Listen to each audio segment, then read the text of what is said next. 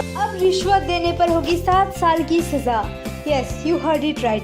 अब रिश्वत लेने वालों के साथ साथ ही रिश्वत देने वालों के लिए भी सख्त सजा का कानून बन चुका है। The parliament has passed prevention of corruption amendment bill 2018 to make India fully free from corruption. Anti corruption amendment bill को लोकसभा में मंजूरी दे दी गई है। तो सबसे पहले ये एंटी करप्शन बिल होती क्या चीज़ है, ये मैं आपको बता देती हूँ।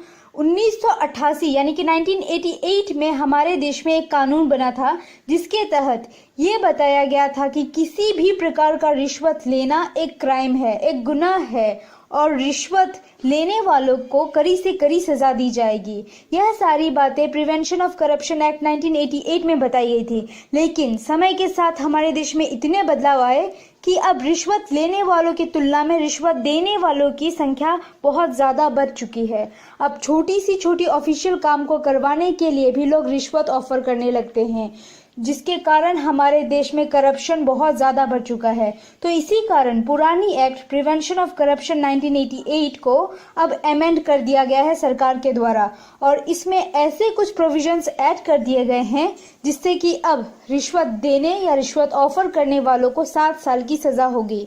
इस एंटी करप्शन अमेंडमेंट बिल में रिश्वत देने वालों को 7 साल की सजा हो सकती है या फिर जेल और या फिर जुर्माना और जेल दोनों भी हो सकती है। इसके साथ ही साथ करप्शन से जुड़े हुए मामलों को 2 साल के अंदर ही अंदर सॉल्व करना होगा, ये रूल बना दिया गया है। अब रिश्वत लेने और देने वालों के लिए यह सख्त कानून बन चुका है। अगर कोई पर्सन रिश्वत लेते हुए पकड़ा जाता है तो उसे कम से कम 3 साल और ज़्यादा से ज़्यादा 7 साल की सज़ा हो सकती है।